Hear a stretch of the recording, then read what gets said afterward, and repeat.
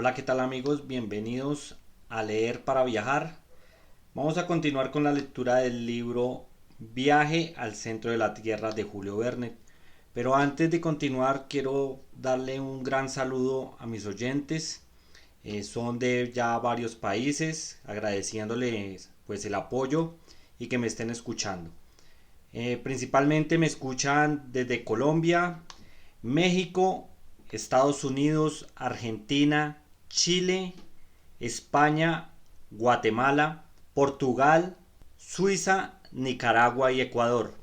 Dándole un saludo especial a estos oyentes y que por favor continúen escuchando nuestros audios y espero que les siga gustando. Entonces continuamos con la lectura, capítulo 15. El Snæfell tiene 5000 pies de elevación, siendo con su doble cono como la terminación de una faja raquítica que se destaca del sistema orográfico de la isla. Desde nuestro punto de partida no se podía ver sus dos picos proyectándose sobre el fondo grisáceo del cielo. Solo distinguían mis ojos un enorme casquete de nieve que cubría la frente del gigante. Marchábamos en fila, precedidos del cazador, quien nos guiaba por estrechos senderos, por lo que no podía caminar dos personas de frente. La conversación se hacía, pues, como menos que imposible. Más allá de la muralla basáltica del fiordo de Stapi, encontramos un terreno de turba herbácea y fibrosa, restos de la antigua vegetación de los pantanos de la península. La masa de este combustible, todavía inexplotado, bastaría para calentar durante un siglo a toda la población de Islandia. Aquel vasto hornaguero, medido desde el fondo de ciertos barrancos, tenía con frecuencia 70 pies de altura y presentaba capas sucesivas de detritus carbonizados, separados por vetas de piedra pómez y toba. Como digno sobrino del profesor Lindenbrock, y a pesar de mis preocupaciones, observaba con verdadero interés las curiosidades mineralógicas expuestas en aquel vasto gabinete de historia natural, al par que rehacía en mi mente toda la historia geológica de Islandia. Esta isla tan curiosa ha surgido realmente del fondo de los mares en una época relativamente moderna, y hasta es posible que aún continúe elevándose por un movimiento insensible. Si es así, solo puede atribuirse su origen a la acción de los fuegos subterráneos y en este caso la teoría de Humfredo David, el documento de Salnunsen y las pretensiones de mi tío iban a convertirse en humo. Esta hipótesis me indujo a examinar atentamente la naturaleza del suelo y pronto me di cuenta de la sucesión de fenómenos que precedieron a la formación de la isla. Islandia, absolutamente privada de terreno sedimentario, se compone únicamente de tobas volcánicas, es decir, de un aglomerado de piedras y rocas de contextura porosa.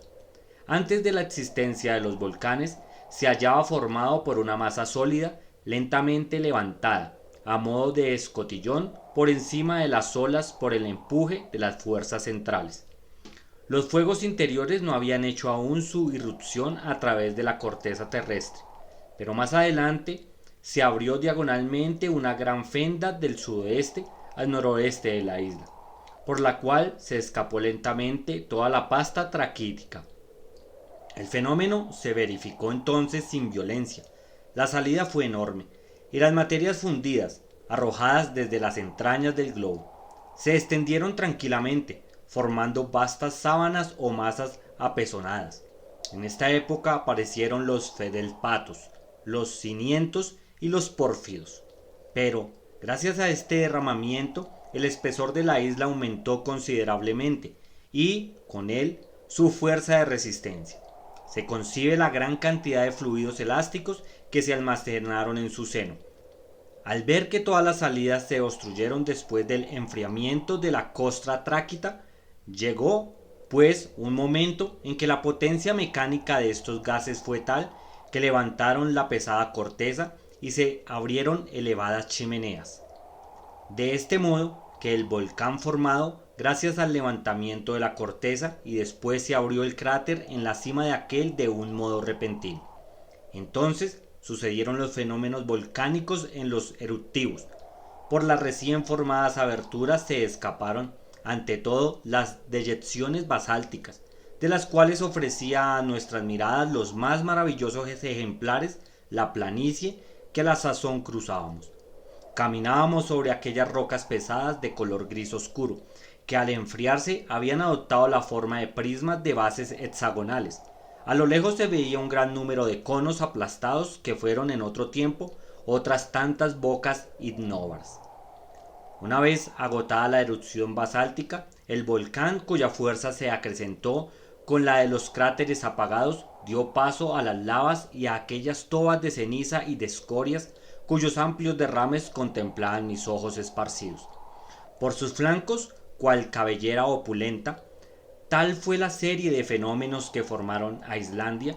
Todos ellos reconocían por origen los fuegos interiores, y suponer que la masa interna no permanecía aún en un estado perenne de incandescencia líquida era una verdadera locura. Por lo tanto, el pretender llegar al centro mismo del globo sería una insensatez sin ejemplo. Así, pues mientras marchábamos al asalto del Snæfell, me fui tranquilizando respecto del resultado de nuestra empresa. El camino se hacía cada vez más difícil, el terreno subía, las rocas oscilaban y era preciso caminar con mucho tiento para evitar caídas peligrosas. Hans avanzaba tranquilamente como si fuese por un terreno llano. A veces desaparecía detrás de los grandes peñascos y le perdíamos de vista un instante, pero entonces oíamos un agudo silbido salido de sus labios, que nos indicaba el camino que debíamos seguir. Con frecuencia también recogía algunas piedras, colocábalas de modo que fuesen fácil reconocerlas después, y fijaba de esta suerte jalones destinados a indicarnos el camino de regreso. Esta preocupación era por sí excelente, pero los acontecimientos futuros probaron su inutilidad. 3 fatigosas horas de marcha se invirtieron tan solo en llegar a la falda de la montaña. Allí dio Hans la señal de detenerse y almorzamos frugalmente. Mi tío se llenaba la boca para concluir más pronto, pero como aquel alto tenía también por objeto el reparar nuestras fuerzas, tuvo que someterse a la voluntad del guía, que no dio la señal de partida hasta después de 1 hora. Los 3 islandeses, tan taciturnos como su camarada el cazador, no desplegaron sus labios y comieron sobriamente. Entonces comenzamos a subir las vertientes del Snæfell. Su nevada cumbre, por una ilusión de óptica frecuente en las montañas, me parecía muy próxima, a pesar de lo cual nos restaba aún muchas horas de camino y muchísimas fatigas sobre todo, para llegar hasta ella.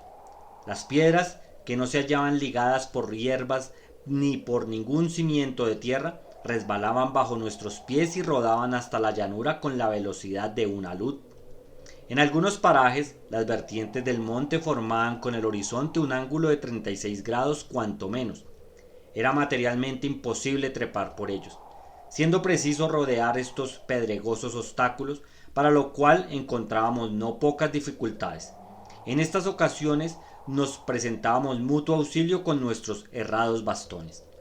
Debo advertir que mi tío permanecía siempre lo más cerca posible de mí, no me perdía de vista, y en más de una ocasión encontré un sólido apoyo en su brazo. Por lo que respecta a él, tenía sin duda alguna el sentimiento innato del equilibrio, pues no tropezaba jamás. Los islandeses, a pesar de ir cargados, trepaban con agilidad asombrosa. Al contemplar la altura de la cumbre del Snæfell, creía imposible poder llegar por aquel lado hasta ella.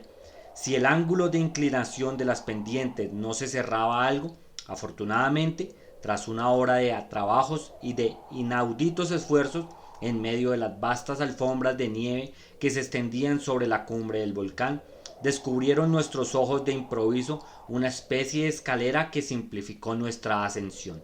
Estaba formada por uno de esos torrentes de piedras arrojadas por las erupciones, cuyo nombre islandés es Stina. Si este torrente no hubiese sido detenido en su caída por la disposición especial de los flancos de la montaña, habría ido a precipitarse en el mar, formando nuevas islas. Tal como era, fuimos en extremo útil. La rapidez de las pendientes iba cada vez en aumento, pero aquellos escalones de piedra permitían remontarlos fácilmente y hasta con rapidez, tal que, como me retrasé un momento, mientras que mis compañeros proseguían la ascensión, llegué a verlos reducidos a una pequeña microscópica por efecto de la distancia. A las 7 de la tarde habíamos ya subido los 2000 peldaños que tiene esta escalera y dominábamos una saliente de la montaña, especie de base sobre la cual se apoyaba el cono del cráter. El mar se extendía a una profundidad de 3200 pies. Habíamos traspasado el límite de las nieves perpetuas, bien poco elevado en Islandia a consecuencia de la humedad constante del clima. Hacía un frío espantoso y el viento soplaba con fuerza. Me hallaba agotado. El profesor comprendió que mis piernas se negaban a seguir prestándome servicio y a pesar de su impaciencia decidió hacer alto allí. Hizo señas a Hans en tal sentido, pero éste sacudió la cabeza diciendo: «Of Banford, parece que es preciso subir más», dijo mi tío. Después preguntó a Hans el motivo de su respuesta. «Mistor», repuso el guía. «Ja, Mistor», repitió uno de los irlandeses con acento de terror. «¿Qué significa esa palabra?», pregunté inquieto. «Mira», dijo mi tío. Dirigí hacia la llanura la vista y vi una inmensa columna de piedra pómez pulverizada, de arena y de polvo que se elevaba girando como un trombo. El viento la empujaba hacia el flanco del Snæfell, sobre el cual nos encontrábamos. Aquella cortina opaca tendía delante del sol, producía una gran sombra que se proyectaba sobre la montaña. Si la tromba se inclinaba, nos envolvería sin remedio entre sus torbellinos. Este fenómeno, bastante frecuente cuando el viento sopla de los ventisqueros, se conozca con el nombre de Mistor en islandés. «Hosting, Hosting», gritó nuestro guía. A pesar de no poseer el danés, comprendí que era preciso seguir a Hans sin demora. El guía comenzó a circular el cono del cráter, pero descendió con objeto de facilitarnos la marcha. No tardó mucho la tromba en chocar contra la montaña, que se estremeció a su contacto. Las piedras suspendidas por los remolinos del viento volaron en forma de lluvia, como en las erupciones. Nos hallábamos por fortuna en la vertiente opuesta y al abrigo de todo peligro. Pero, a no ser por la precaución del guía, nuestros cuerpos desmenuzados, convertidos en polvo impalpable, hubieran ido a caer lejos como el producto de algún desconocido meteoro. Esto, no obstante, no consideró Hans prudente que pasáramos la noche en la vertiente del cono. Proseguimos nuestra ascensión en zigzag. Empleamos aún cerca de 5 horas en recorrer los 1500 pies que nos quedaban que subir todavía. En revueltas, contramarchas y sesgos perdimos lo menos 3 leguas. Yo no podía más, me moría de frío y de hambre. El aire un tanto rarificado de tan elevadas regiones no bastaba a mis pulmones.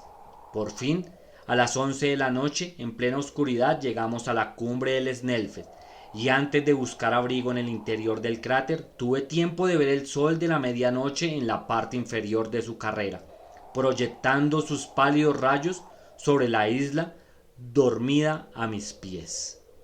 Bueno, amigos, gracias por seguir escuchando este grandioso libro de El viaje al centro de la Tierra de Julio Verne. Más adelante continuaremos con nuestra lectura.